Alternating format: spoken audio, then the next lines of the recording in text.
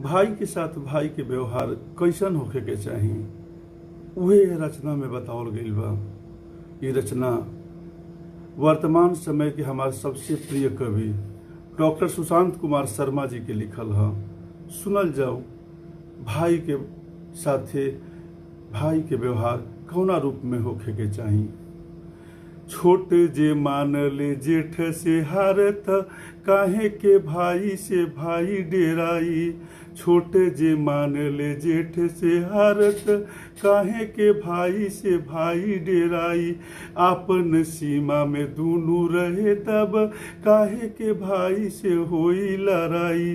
प्रेम से जीत मिले सबको, और प्रेम से पाट ही बैरे की खाई। कैसे के भाई हुए अलगा जब, एक ही तात आ एक ही माई।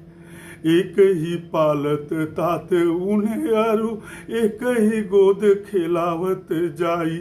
एक ही हाथ को झूला झूलावत, दूध पियावत एक ही गाई।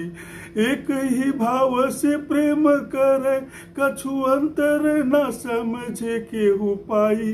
वेद पुराण बना बतावत है, मिले जग में न सहोदर भाई।